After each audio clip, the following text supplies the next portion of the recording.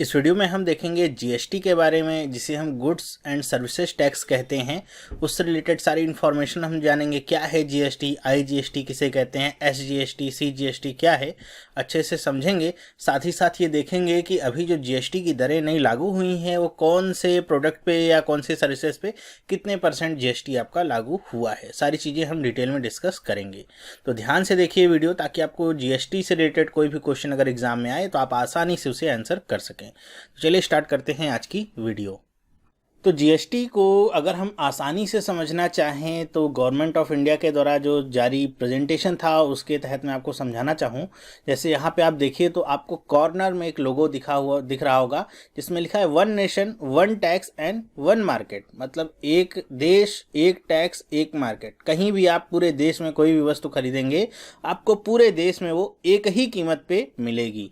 यही लक्ष्य है जीएसटी का। तो जीएसटी को आप अब समझ गए होंगे कि यहाँ पे पहले हम देखते थे कि जो टैक्सेस थे वो हर एक राज्य में अलग अलग हुआ करते थे, और राज्य के कुछ अपने टैक्स होते थे और सेंट्रल गवर्नमेंट के कुछ अपने टैक्स होते थे। जैसा कि यहाँ पे दिख रहा होगा आपको कि सेंट्रल एक्साइज ड्यूटी होती थी, एक्स्ट्रा ड्यूटीज़ होती थी, सर्विस टैक्स, सरचार्ज, सेस, और स्टेट के वैट अपने होते थे, परचेज टैक्स, एंटरटेनमेंट टैक्स, सब कुछ होता था। और जैसे अगर सेंट्रल गवर्नमेंट की बात करें तो ये तो पूरे देश के लिए आपका सेम रहेगा, लेकिन अगर स्टेट की बात करें तो वैट देखते थे हम, हर एक राज्य का अपना अलग अलग होता था। कहीं 14% होता था, कहीं 18%, कहीं 20%। तो ये आपको अलग अलग देखने को मिलता था। और इसी वैट के डिफरेंस की वजह से अगर कोई वस्तु किसी राज्य में 10 रुपए की है, किसी में 12 की मिलेगी और किसी में 7 की ही मिलेगी।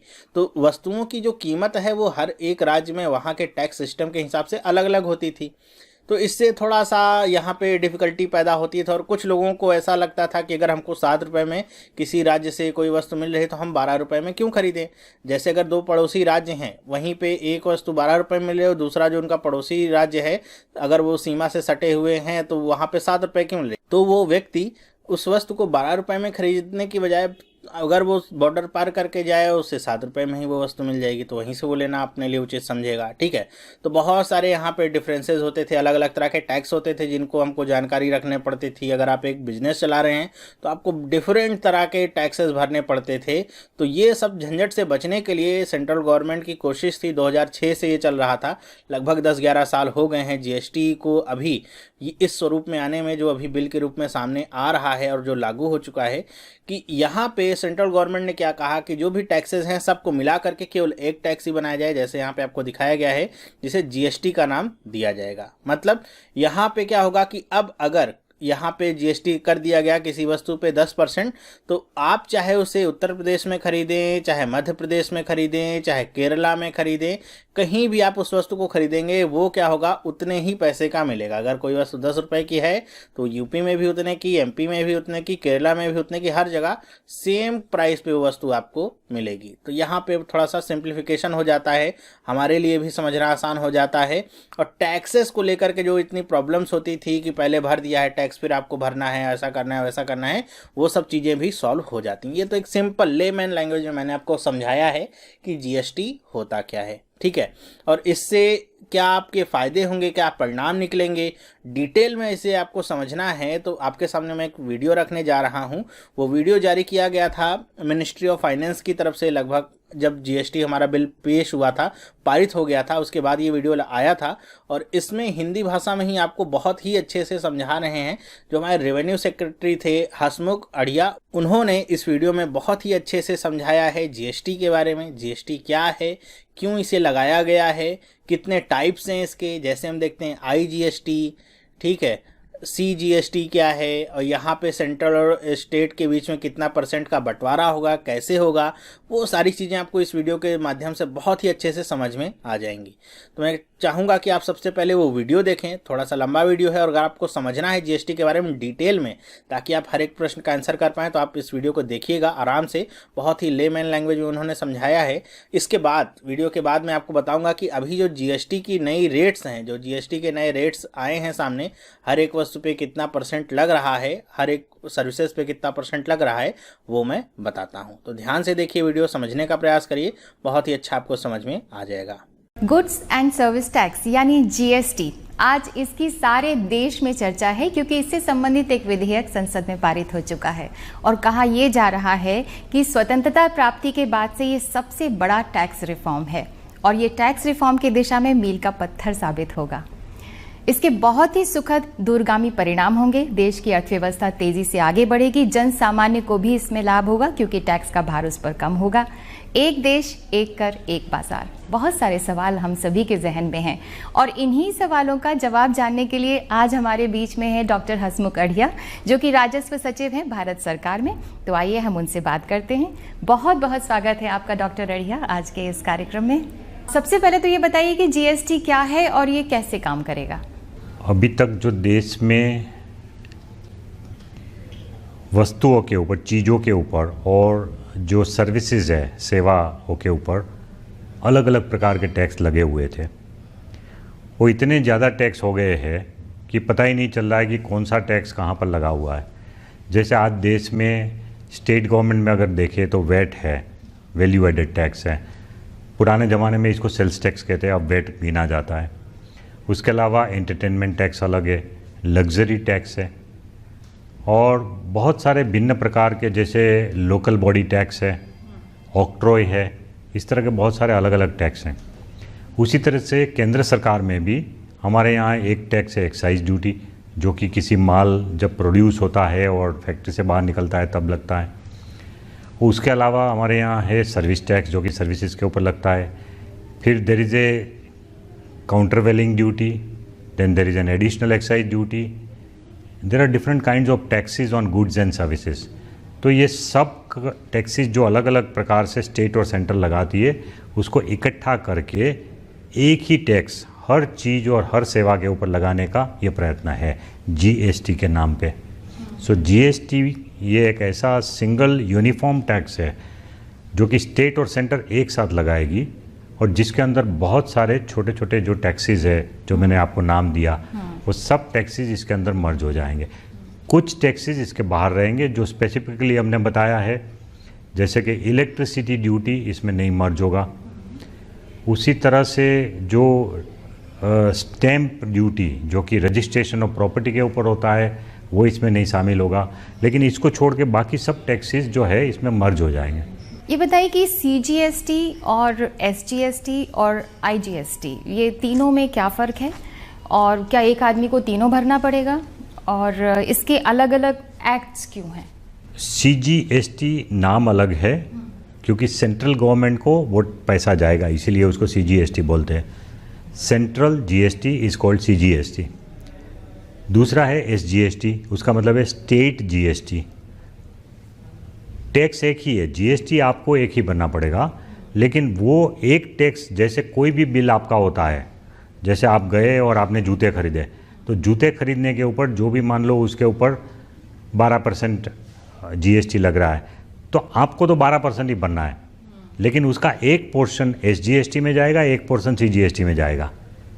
तो 6% can go to central government, 6% can go to state government. और आपने तो एक जीएसटी पे किया 12% का, लेकिन उसका विभाजन करने के लिए नाम अलग दिए हुए एसजीएसटी एंड सीजीएसटी। कस्टमर को उससे कोई लेना देना नहीं है, वो बिल की मामला है। बिल में लिखा हुआ आएगा कि टोटल टैक्स 12%, सीजीएसटी 6%, एसजीएसटी 6% और 12% आपका बिल बन जाएगा। जो आईजीएसटी है वो इंटर स्टेट जीएसटी है। जब कोई गुड्स की मूवमेंट एक स्टेट से दूसरे स्टेट में होगी तब जाके आपको एसजीएसटी सीजीएसटी नहीं भरना है, बट ये दोनों का कॉम्बिनेशन जितना है उतना आपको आईजीएसटी भरना है। तो जैसे एक स्टेट में से माल दूसरे स्टेट में गया तो वो आईजीएसटी भर के ही जा सकता है माल वो, and that IGST will be equivalent to CGST plus SGST. वो दोनों मिलके जो टैक्स बनेगा उतना ही आईजीएसटी होगा। वो नाम के वास्ते उसको अलग कहते हैं, वो अलग इसलिए कहते हैं आईजीएसटी उसको कि वो फाइनल टैक्स नहीं है। आईजीएसटी एक इंटरिम टैक्स है। आईजीएसटी का उपयोग जो आगे वाला व्यापारी है, जैसे एक व्यापारी ने गुजरात से माल महाराष्ट्र में भेजा, तो महाराष्ट्र में जो माल गया वो दूसरे व्यापारी ने खरीदा, तो उसके ऊपर उसने आईजीएसटी भर के, गुजरात में आईजीएसटी भर के फिर वो महाराष्ट्र को भेजा। अब महाराष्ट्र में अगर वो माल बेचा जाएगा तो उसके ऊपर वो व्यापारी को एसजीएसटी एंड सीजीएसटी दोनों भरना पड़ेगा। तो वो भरने के लिए जो IGST उसने पे किया है गुजरात में, उसकी जो क्रेडिट मिलेगी वो उसको मिल जाएगी। उसकी जो भी टैक्स की लायबिलिटी महाराष्ट्र में होगी, उसमें से जो टैक्स वो भर चुके हैं IGST के रूप में, वो उसमें से सेट ऑफ मिल जाएगा। विच मीन्स कि IGST फाइनल टैक्स नहीं है, IGST सिर्फ बीच का टैक्स है, जो कि अल्टीमेटली कंज्यूमर के ऊपर नहीं जाएगा, वो बीच की अरेंजमेंट है।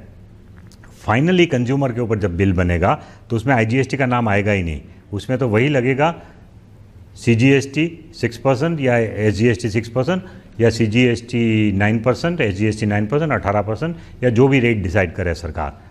तो उस तरह से वो CGST SGST का डिवीज़न है और IGST तो इंटरिम टैक्स है।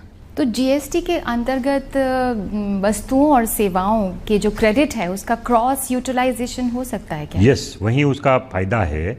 जो GST का मेन फ़ायदा ये, आज क्रॉस यूटिलाइजेशन नहीं हो रहा है। आज की जो टैक्स सिस्टम है, जैसे किसी एक माल का उत्पादन हुआ, उसके ऊपर हमने एक्साइज ड्यूटी लगा दी। अब वो एक्साइज ड्यूटी भरने के बावजूद वो माल जब किसी स्टेट में जाके बेचा जाएगा तो उस स्टेट का VAT लगता है, वेट लगता है, और वो वेट जब भरने जाएंगे तब एक्साइज ड्यूटी की क्रेडिट नहीं मिल रही है उसको, वो इनपुट टैक्स क्रेडिट नहीं मिल रही है एक्साइज ड्यूटी, क्योंकि एक्साइज ड्यूटी सेंट्रल गवर्नमेंट का स्टेट टैक्स है और वेट जो है वो स्टेट गवर्नमेंट का है। सो दोनों का जो क्रॉस यूटिलाइजेशन नहीं हो रहा है, उसी प्रॉब्लम को दूर करने के लिए GST नाम का एक सिंगल टैक्स बनाया जा रहा है कि अगर किसी एक ही माल के ऊपर आपने पहले वाले स्टेज में कोई भी टैक्स भरा है GST, तो उसके बाद दोबारा उसका जब रीसेल होगा तो उसके ऊपर उसकी इनपुट टैक्स क्रेडिट आपको मिलेगी और आपकी टोटल लायबिलिटी में घटावा होगा।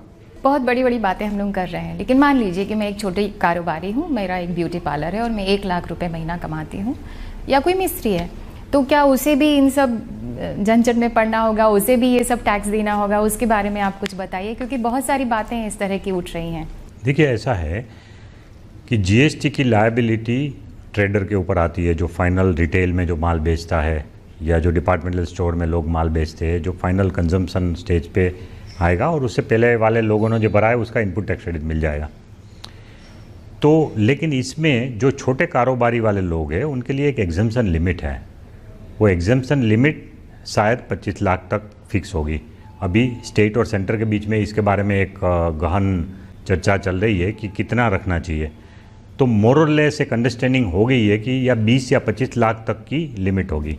तो इसका मतलब ये है कि अगर आप कोई छोटे व्यवसायी है और आपका सालाना 1 साल का टर्नओवर मीन्स टोटल आपकी जो इनकम है उस सर्विस में से या उस मैन्युफैक्चरिंग में से या उस व्यापार से, अगर टोटल टर्नओवर आपका 25 लाख से नीचे का है तो फिर आपको ये GST भरना नहीं होगा।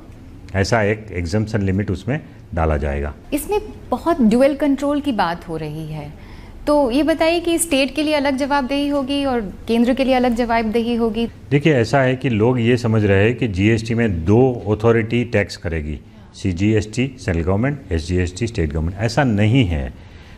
जो व्यापारी है उसके लिए तो एक ही रजिस्ट्रेशन है, एक ही रिटर्न फाइल करना है और उसकी जो भी आगे की कार्रवाई होगी वो भी एक ही अथॉरिटी करेगी। तो ये बात नहीं है कि 2 अलग अलग अथॉरिटी है, 2 अलग अलग एक्ट है, क्योंकि CGST का एक्ट पार्लियामेंट पास करेगी, वैसा ही कॉपी डिट्टो वो एक्ट स्टेट असेंबली भी पास करेगी। तो जो पावर टू टैक्स वो 2 अलग अलग एक्ट में से हमको मिले हैं, लेकिन उसकी जो पूरी प्रोसीजर है वो यूनिफॉर्म है। एक व्यापारी दोनों अथॉरिटी में अलग अलग रजिस्ट्रेशन नहीं करवाना है, उसको एक ही रजिस्ट्रेशन करवाना है एक स्टेज पे। उसके बाद रिटर्न भी सिंगल फाइल करना है और रिटर्न फाइल करने के बाद वो कंप्यूटर विल डिसाइड कि CGST का पोर्शन क्या है, SGST का क्या है। उस तरह से सेंट्रल गवर्नमेंट को एक हिस्सा चला जाएगा जो पैसा उसने भरा और एक स्टेट गवर्नमेंट को चला जाएगा। तो व्यापारी के लिए ये कोई उलझन नहीं। फिर उसके बाद रिटर्न उसने फाइल किया, रिटर्न फाइल करने के बाद लोग ये समझते हैं कि फिर कल जाके राज्य के कॉमर्शियल टैक्स डिपार्टमेंट से भी नोटिस आ जाएगी और केंद्र के सर्विस टैक्स और एक्साइज डिपार्टमेंट वालों से भी आ जाएगी। ऐसा नहीं है। एक ही कोई अथॉरिटी को ये पावर दिया जाएगा कि एक व्यापारी के साथ वही एक अथॉरिटी उनके साथ डील करेगी। तो अगर आपको कोई नोटिस दी जाती है, अगर आपने रिटर्न में कोई गड़बड़ किया है, तो वो नोटिस देने का अधिकार या तो स्टेट गवर्नमेंट को दिया जाएगा या सेंट्रल को, दोनों को एक साथ ही अधिकार नहीं मिलेगा। सो आपके लिए तो सिंगल अथॉरिटी ही होगी, एज ए व्यवसायी के लिए, एक व्यापारी के लिए तो सिर्फ एक अथॉरिटी के साथ डील करने का होगा। आपने अभी रिटर्न की बात किया, तो सबसे पहले तो बताइए कि रजिस्ट्रेशन किसी व्यापारी को करना है वो कैसे करेगा, भुगतान करना है तो कैसे करेगा, और रिटर्न फाइल करना है तो इसकी थोड़ी सी प्रोसीजर आप समझाइए ज़रा। अभी देश में जिन लोगों ने वैट में रजिस्ट्रेशन ऑलरेडी लिया हुआ है और जिन्होंने सर्विस टैक्स का रजिस्ट्रेशन लिया हुआ है, एक्साइज का रजिस्ट्रेशन लिया हुआ है, उनको कोई नया रजिस्ट्रेशन लेने की ज़रूरत नहीं पड़ेगी। उनका जो डेटा है वो हमारे पास है ऑलरेडी, तो हम उनको ऑटोमेटिकली जीएसटी में माइग्रेट कर देंगे। वेट का जिस जिस स्टेट में रजिस्ट्रेशन उनका हुआ है वो सब, जैसे किसी एक स्टेट में लोगों ने अपना वेट रजिस्ट्रेशन लिया है तो उनको फिर से दोबारा रजिस्ट्रेशन की प्रोसीजर नहीं करनी है, बिकॉज जीएसटी आ रहा है। उनका पूरा डेटा हमारे पास आ जाएगा कंप्यूटर में, जीएसटी में। वो डेटा जब माइग्रेट हो जाएगा तो उसके बाद एक शायद उनको ईमेल जाएगी या तो उनको एक पत्र जाएगा कि कुछ कुछ उनके जो डेटा है वो मिसिंग है उसमें, क्योंकि हर स्टेट में अलग अलग इन्फॉर्मेशन अवेलेबल है। अब हमको तो यूनिफॉर्म डेटाबेस बनाना है, तो ये संभव है कि एक पत्र उनको पहुंचेगा या ईमेल पहुंचेगी कि भाई आपको इतनी एडिशनल इन्फॉर्मेशन हमको देनी होगी आपका रजिस्ट्रेशन चालू रखने के लिए। उसके लिए एक अवधि दी जाएगी, एक समय दिया जाएगा, और वो बेसिक इन्फॉर्मेशन 2-3 चीज़ें जो है वो उनसे मांग ली जाएगी, और वो जब पत्र आए तो वो ऑनलाइन वो इन्फॉर्मेशन दे पाएंगे। उसके लिए उनको कोई ऑफिस में जाने की ज़रूरत नहीं है। पूरी रजिस्ट्रेशन की प्रक्रिया ऑनलाइन है। जो पुराने हैं उनका ऑनलाइन डेटा ऑटोमेटिक आ जाएगा और उनको एक नंबर दिया जाएगा, पासवर्ड दिया जाएगा।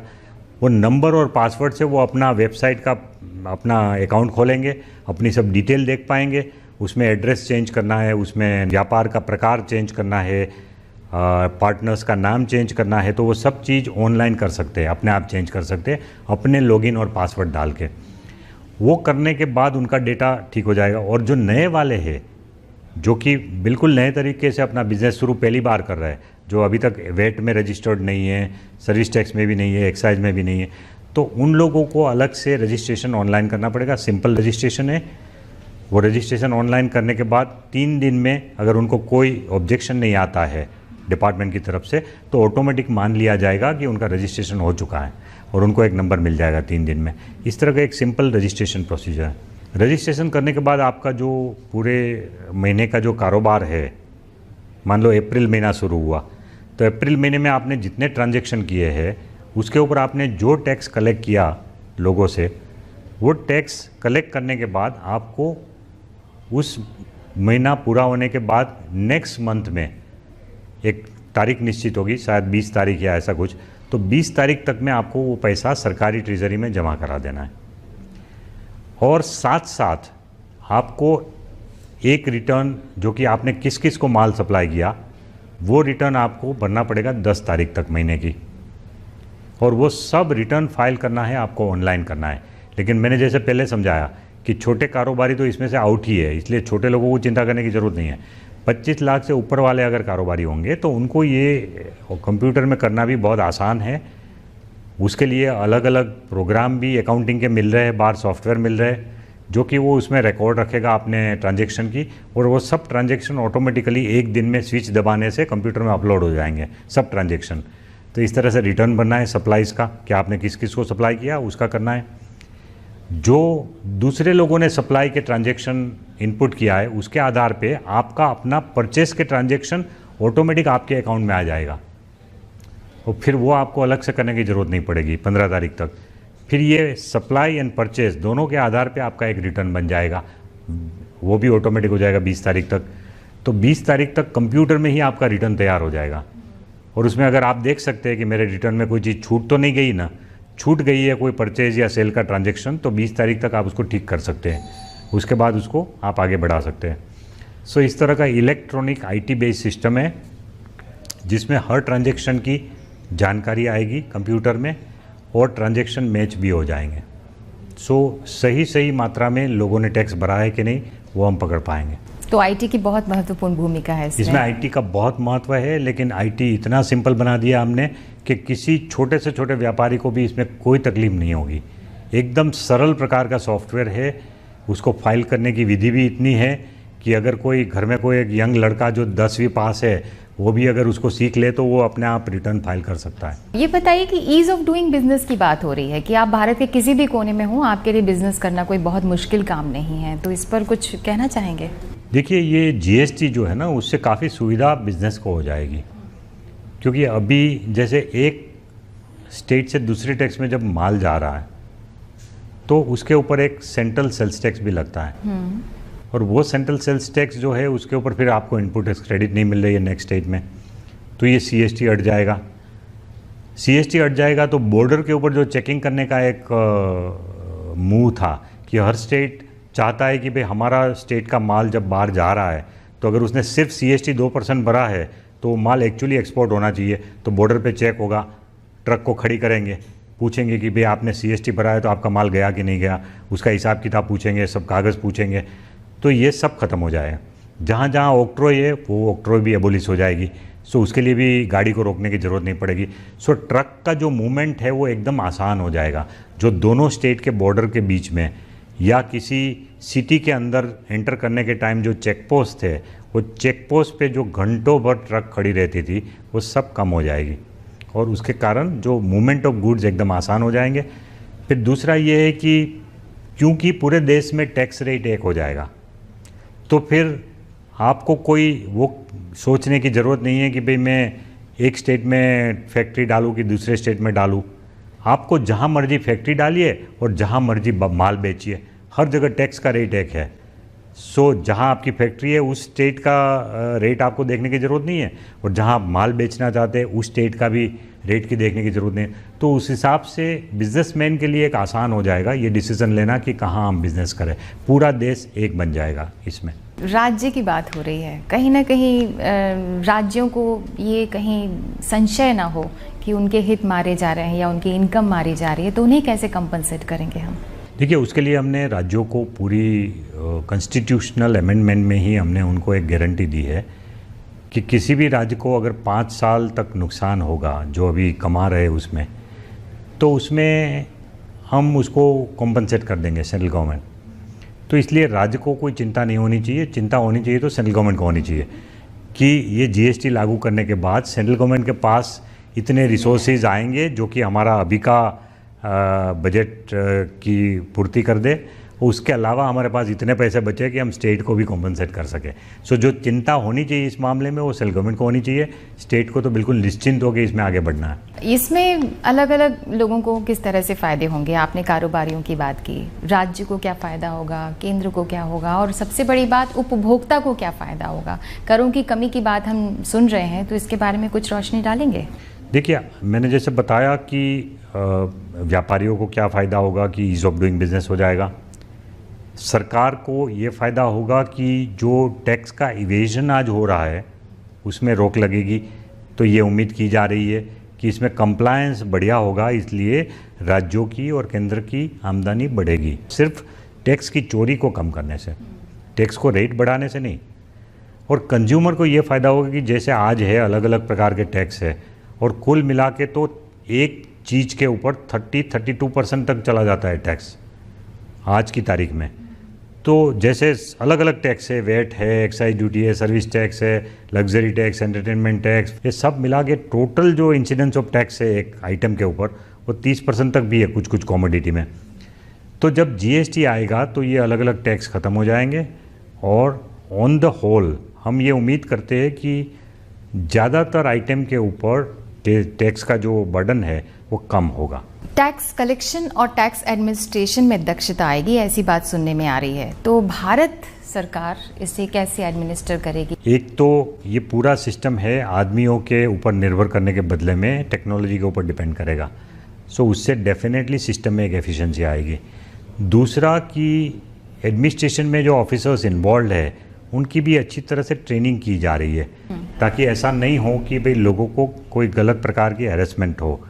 इसके सब नियम कानून सब अलग होंगे, तो हम स्टाफ की भी ट्रेनिंग कर रहे हैं और लोगों को समझाने के भी मॉड्यूल हमने बनाए हैं कि लोगों को प्रशासित करने के लिए भी कुछ ट्रेनिंग मॉड्यूल हम बनाएंगे, यूट्यूब में डालेंगे, सोशल मीडिया में डालेंगे, छोटे छोटे क्लिप्स डालेंगे, और जहाँ जहाँ संभव होगा हमारे ऑफिसर्स हर सिटी में टाउन हॉल में मीटिंग करेंगे, व्यापारियों को समझाएंगे। इसके लिए भी हमने एक व्यापक अभियान का भी एक प्रबंध इसमें किया है, जो कि दिसंबर के बाद बहुत ज़ोर से शुरू होगा। लोगों को समझाने का जो प्रबंध है, तो दिसंबर से लेके मार्च तक में हम पूरी जगह फैल जाएंगे और लोगों को समझाएंगे कि ये जीएसटी क्या है, आपको कैसे कंप्लाई करना है।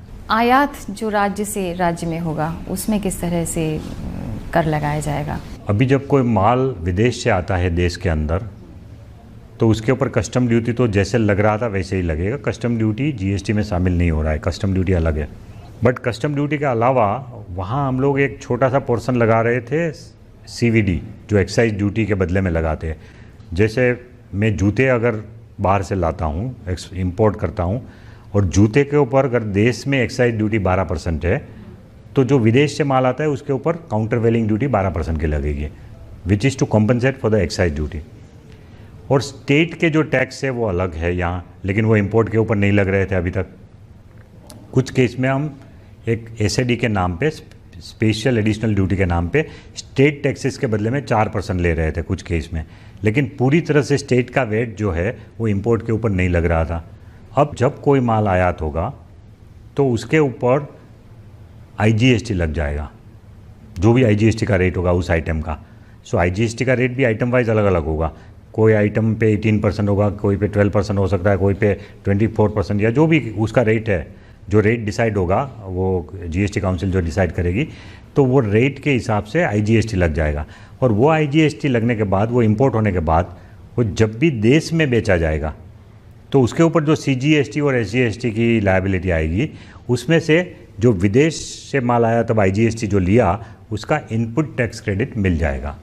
तो एक तरह से एक सिंगल चेन बन जाएगी और उसमें डबल टैक्सेशन नहीं होगा इंपोर्ट के ऊपर। सो उस तरह से इसमें एक सुविधा हो जाएगी। आगे का क्या रोड मैप है, क्योंकि एक बहुत आशाओं के साथ, उम्मीदों के साथ हम इसकी ओर देख रहे हैं। ये तो सही बात है कि कहा जा रहा है कि भारतीय अर्थव्यवस्था तेज़ी से आगे बढ़ेगी, लेकिन अगर रोड मैप के बारे में कहें तो आप क्या कहना चाहेंगे? हम जानते हैं कि कौन कौन से एरिया में हमको काम करना होगा, उसका एक पूरा एक्शन प्लान बना हुआ है, और वो एक्शन प्लान के हिसाब से सब कुछ अभी तक तो ठीक ही चल रहा है।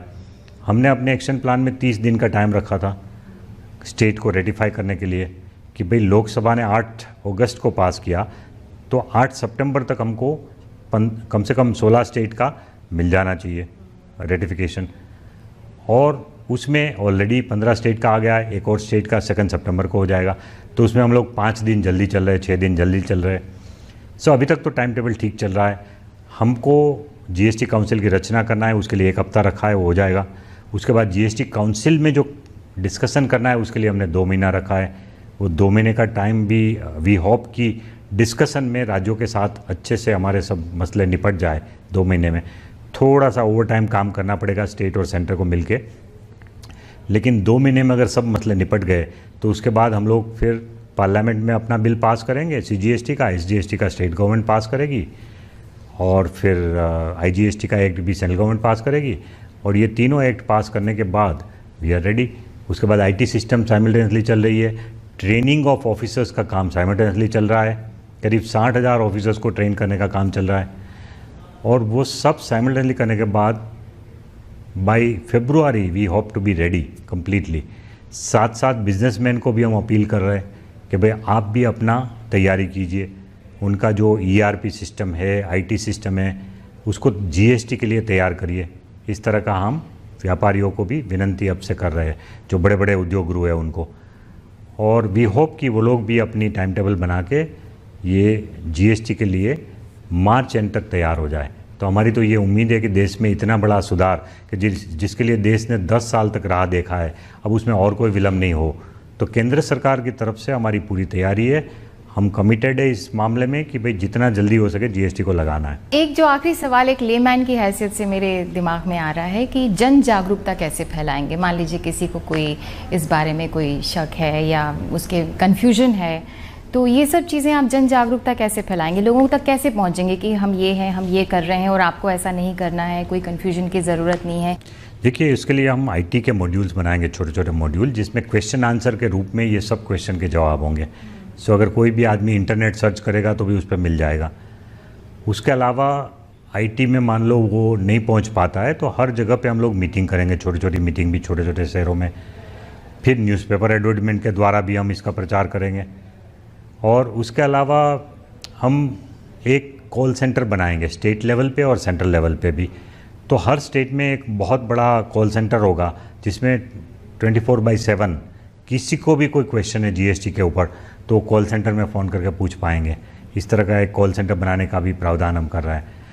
और जीएसटीएन की जो हमारी आईटी सिस्टम है उसका एक अलग कॉल सेंटर बनेगा कि किसी को अगर मान लो रिटर्न फाइल करने में दिक्कत आ रही है, किसी को समझ में नहीं आ रही है कि कौन सा बटन दबाए, तो उसके लिए भी फ़ोन करके वो कॉल सेंटर में पूछ के उसको कॉप अप कर सकते हैं। तो अपनी बात को इसी बात से सम अप करूँ मैं ये कहते हुए कि मेरा देश बदल रहा है, आगे बढ़ रहा है, जीएसटी जो है वो उसी को चरितार्थ कर रहा है। बहुत बहुत धन्यवाद डॉक्टर हसमुखड़िया जी। अभी हम बातचीत कर रहे थे डॉक्टर हसमुखड़िया से जो कि राजस्व सचिव हैं भारत सरकार में। बहुत बहुत धन्यवाद, नमस्कार। तो वीडियो के द्वारा आपको ये तो समझ में आ गया होगा जीएसटी क्या है, कितने टाइप्स हैं, इसका रोड मैप क्या है, सारी चीज़ें बहुत ही अच्छे से समझ में आ गई होंगी।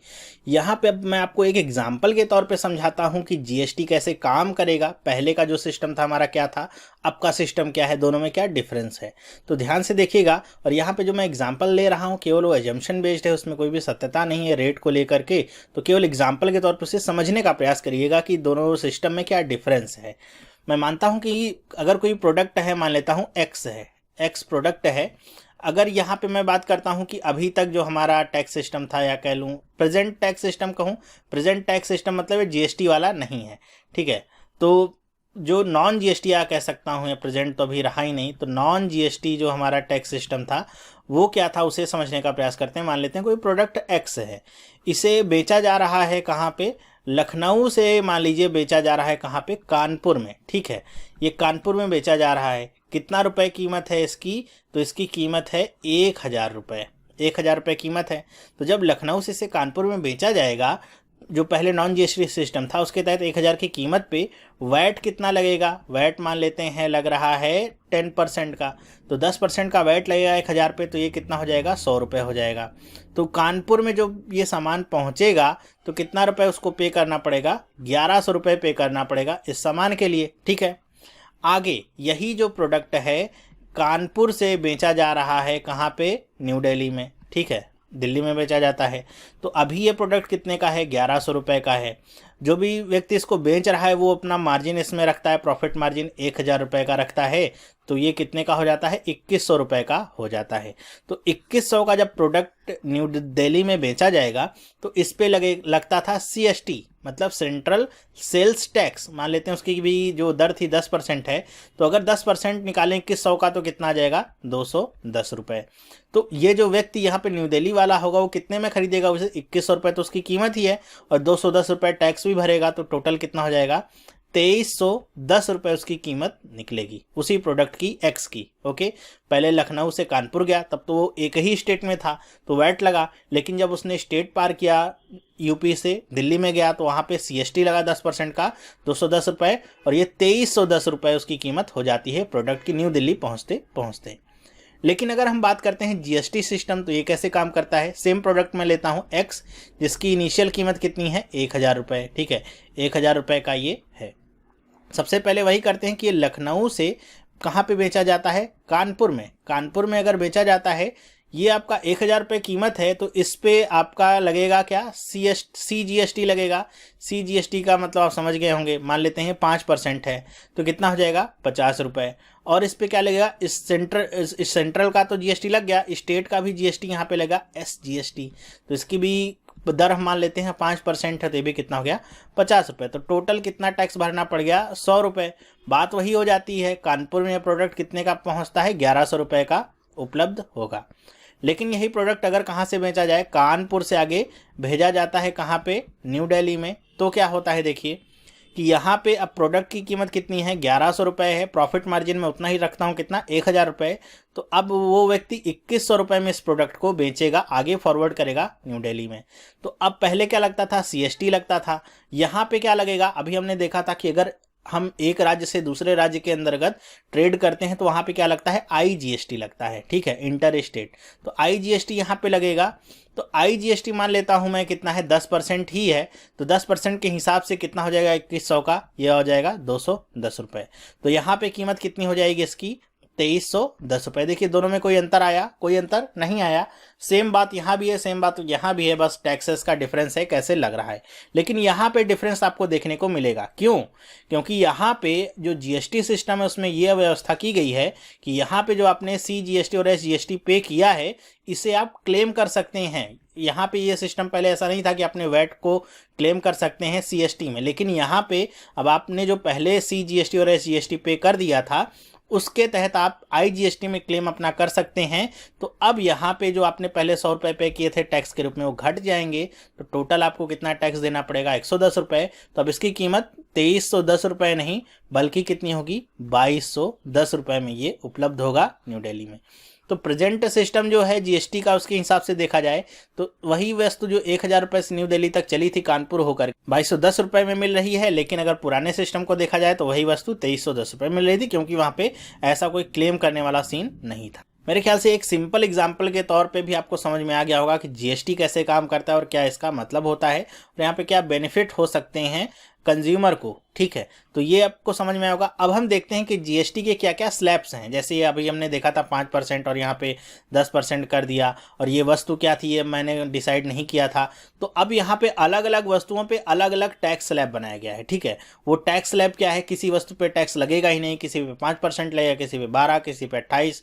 वो क्या है समझने का प्रयास करते हैं। अब हम देख लेते हैं कुछ यहाँ पे जो अपडेटेड GST रेट्स हैं वो क्या हैं, कहाँ पे टैक्स लग रहा है, कितना लग रहा है, वो सारी चीज़ें।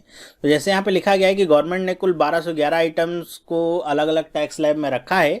तो सबसे पहले मैं बात कर लेता हूँ कुछ ऐसी सर्विसेज और गुड्स जिनके ऊपर कोई भी टैक्स नहीं लग रहा है, नो टैक्स यहाँ पे लिखा गया है। वो आप देख सकते हैं। गुड्स के बारे में बात करें जैसे फ्रेश मीट हो गया, चिकन हो गया, eggs, milk, butter milk, curd, natural honey, vegetables, flour, besan, bread, prasad, salt, bindi, sindoor, stamps, judicial paper, printed books, newspapers, bangles, handlooms, ETC। ये सारी वो वस्तुएं हैं जिन पे कोई भी टैक्स नहीं लग रहा है GST के अंतर्गत, ठीक है। और कुछ सर्विसेज भी हैं जिसके अंतर्गत कोई भी टैक्स नहीं लग रहा है। तो वो सर्विसेज कौन सी हैं, जैसे होटल या फिर आप कोई लॉज लेते हैं जिसका जो टैरिफ है वो 1000 रुपये से नीचे का है, तो उस पर भी आपको कोई भी टैक्स नहीं देना है, किसी भी तरह का टैक्स नहीं देना है, ठीक है। या फिर यहाँ पे क्या लिखा है, grand fathering services has been exempted under the GST के अंतर्गत ये सारी सर्विसेज क्या हैं, एग्जम्प्ट की गई हैं, मतलब इस पर कोई भी टैक्स आपको नहीं देना है। तो सबसे पहला तो ये था नो टैक्स वाले कौन से गुड्स और सर्विसेज हैं, तो इनको आप ध्यान से देखिएगा। जो ज़्यादातर कहते हैं जो GST है वो जो 18% वाला जो स्लैब है उसके अंतर्गत लाया गया है। 18% के अंदर ही ज़्यादातर वस्तुओं को कवर किया गया है, वो भी हम सब देखेंगे और देखेंगे कितने आपके यहाँ पे टैक्स स्लैब बनाए गए हैं। ये भी आपके लिए एक इम्पॉर्टेंट फैक्टर होगा समझने के लिए। नेक्स्ट मैं बात करूँ तो जो आपका टैक्स स्लैब है वो है 5% का। 5% यहाँ पे टैक्स कौन से गुड्स पे लग रहा है, fish fillet, cream, skimmed milk powder, branded paneer, frozen vegetable, देखिए क्या है frozen vegetables, coffee, tea, spices, pizza, bread, rusk, sabudana, kerosene, coal, medicine, stent, life boat. इसमें आप कुछ चीज़ों को ध्यान से देखिएगा, जैसे केरोसिन, कोल, मेडिसिन, इस पे कितना लग रहा है, इस पे लग रहा है 5%, ठीक है। ये मतलब एग्जाम में पूछा जा सकता है, टी एंड कॉफ़ी ये, या इस पे कितना लग रहा है, 5% लग रहा है GST, ओके। और 5% टैक्स सर्विसेज कौन सी हैं जिस पे लग रहा है, जैसे ट्रांसपोर्ट सर्विसेज हो गए, रेलवे, एयर ट्रांसपोर्ट, या फिर स्मॉल रेस्टोरेंट वगैरह हो गए। ये सब भी आपके 5% वाली कैटेगरी में ही आते हैं, क्योंकि क्या इनका मेन जो इनपुट है वो क्या है, पेट्रोलियम है। नेक्स्ट हम देखते हैं कि जो टैक्स स्लैब है वो कितने का है, 12% का है। 12% के अंतर्गत कौन कौन सी वस्तुएं हैं, जैसे फ्रोजन मीट हो गया, मीट प्रोडक्ट्स हो गए अलग अलग, बटर हो गया, चीज़ हो गया, घी, ड्राई फ्रूट्स जो भी हैं पैक्ड फॉर्म में, animal fat, sauces, fruit juice, bhujia, namkeen, ये सब 12% के अंतर्गत आएंगे। आयुर्वेदिक मेडिसिन, ये ध्यान रखिएगा, आयुर्वेदिक मेडिसिन कितने में है, 12% के टैक्स स्लैब में इनको रखा गया है।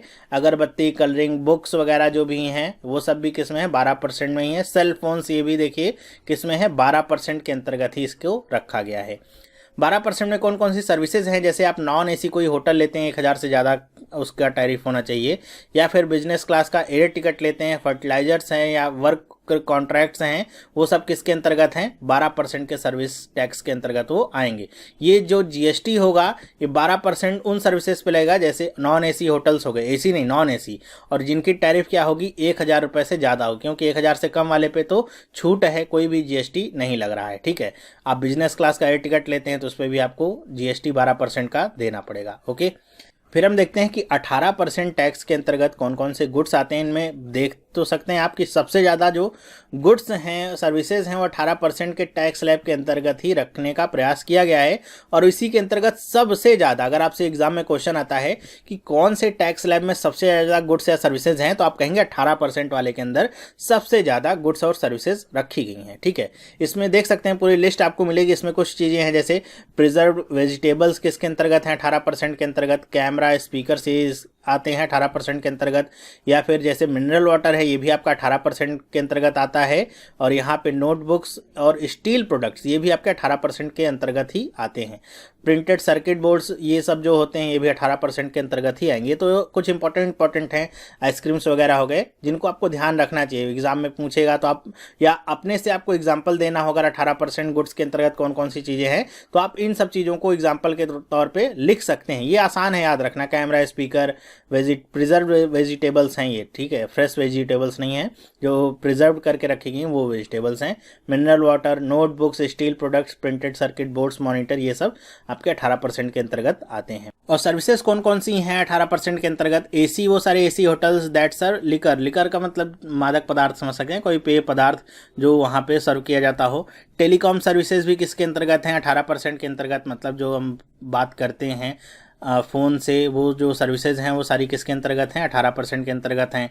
आईटी सर्विसेज भी 18% पे हैं। Branded garments and financial services जो भी हम यूज़ करते हैं, गारमेंट्स या फाइनेंशियल सर्विसेज, वो सब भी किसके अंतर्गत हैं? 18% के अंतर्गत ही रखी गई हैं। ठीक है, तो सर्विसेज का एग्जाम्पल आप दे सकते हैं अगर एग्जाम में पूछा जाता है तो, या फिर एग्जाम में अगर ऐसे आता है भी है कि टेलीकॉम जो सर्विसेज हैं वो कितने टैक्स स्लैब के अंदर हैं, कौन से टैक्स स्लैब के अंदर हैं, तो आप बताएंगे कि 18% के अंतर्गत वो आती हैं।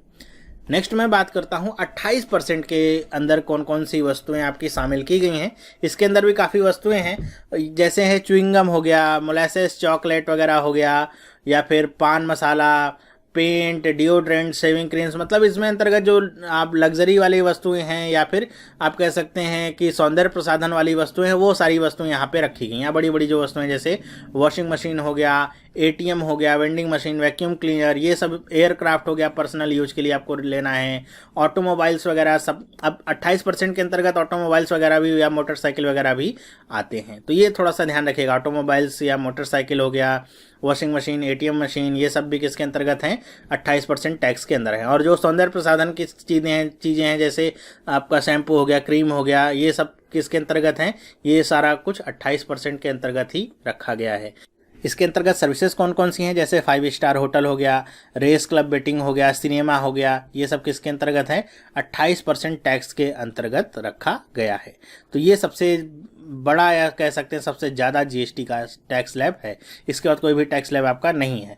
तो अगर हम देखें टैक्स स्लैब कितने हैं, एक है 5% का, एक है 12% का, फिर है 18% का, और फिर है 28% का।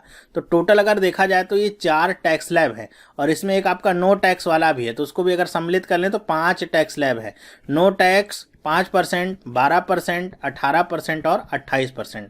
इसको आप याद रखिएगा। सबसे ज़्यादा पूछा जाए किसमें वस्तुएं हैं, तो आप बताएंगे 18% के अंतर्गत वस्तुएं हैं। ठीक है, नो टैक्स के अंतर्गत जो डेली रूटीन की वस्तुएं हैं जैसे फ्रेश मीट वगैरह हो गया, मिल्क वगैरह हो गया, वो सारी चीज़ें यहाँ पे रखने का प्रयास किया गया है।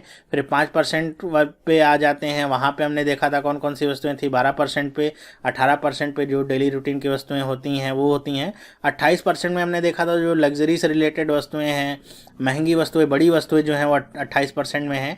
फॉर एग्जांपल आप बता सकते हैं मोटरसाइकिल, ऑटोमोबाइल्स जो भी है, एयरक्राफ्ट वगैरह पर्सनल यूज के लिए, या फिर जो भी सौंदर्य प्रसाधन के सामान हैं, shaving cream, after shave, hair shampoo, dye, sunscreen, ये सारी चीज़ें किसके अंतर्गत आती हैं? 28% के अंतर्गत आती हैं। तो ये है पूरा टैक्स स्लैब जीएसटी का जो अभी लागू हो चुका है। ओके, और वीडियो से आप समझ ही गए होंगे कि अब इनका बंटवारा कैसे होना है। अगर राज्य सरकारों को लॉस होता है तो गवर्नमेंट ने क्या स्कीम चलाई है कि 5 साल तक 4 साल तक वो जो भी उनको लॉस होता है उसकी भरपाई करने का यहाँ पे प्रावधान रखा गया है। तो ये सारी चीज़ें यहाँ पे आप पहले ही समझ गए होंगे और जीएसटी के रेट भी आपको पता चल गए। और मेरे ख्याल से जीएसटी से रिलेटेड जितनी इन्फॉर्मेशन आपको चाहिए वो आपको मिल गई होगी। आप एग्ज़ाम आसानी से दे सकते हैं, इसके ऊपर कोई भी क्वेश्चन आएगा तो बता सकते हैं। इससे जो ज़्यादा इन्फॉर्मेशन चाहिए होगी वो उन लोगों को चाहिए होगी जो सीए वगैरह कर रहे हैं, कॉमर्स फील्ड से जो भी जुड़े हुए हैं, उनको बहुत ज़्यादा इसके बाद भी जानकारी चाहिए होगी, कैसे यहाँ पे एंट्रीज वगैरह करनी होंगी। वो सारी जानकारी आपके लिए रिलेटेड नहीं होंगी। ओके, मेरे ख्याल से आपको समझ में आ गया होगा। तो मैंने अपनी तरफ से पूरा प्रयास किया है कि आपको अलग अलग सोर्सेज से और बहुत ही अच्छे सोर्सेज से समझाने का प्रयास कर सकूं कि जीएसटी वाकई में है क्या, कैसे काम करता है, क्या कुछ यहाँ पे प्रोसीजर फॉलो किया गया है और क्या यहाँ पे अभी जो अपडेटेड यहाँ पे रेट्स हैं जीएसटी के क्या हैं, किन वस्तुओं पे कितना टैक्स लग रहा है। ठीक है, तो अगर आपको वीडियो पसंद आया है तो आप मुझे कमेंट करके बताइएगा कि आपको वीडियो पसंद आया, या फिर अगर आपको कोई बात नहीं समझ में आई तो भी आप कमेंट करके बताइएगा कि आपको ये बात नहीं समझ में आई कि ये ऐसा कह रहा है, इसका मतलब क्या है। ठीक है, वीडियो अगर पसंद आया तो लाइक करना ना भूलें और अपने दोस्तों के साथ भी इसे जरूर शेयर करें जिससे ज़्यादा से ज़्यादा लोगों तक ये वीडियो पहुंच सके और आपकी प्रिपरेशन और अच्छी हो सके। तो इस वीडियो में बस इतना ही। अगर आप इस चैनल पर नए हैं, पहली बार इस वीडियो को देख रहे हैं, तो आप भी इस चैनल को सब्सक्राइब कर सकते हैं जिससे इस तरह की वीडियोस आपको मिलती रहेंगी और आपकी प्रिपरेशन और से और अच्छी होती रहेगी। तो हम मिलेंगे नेक्स्ट वीडियो में, तब तक के लिए have a nice day and bye.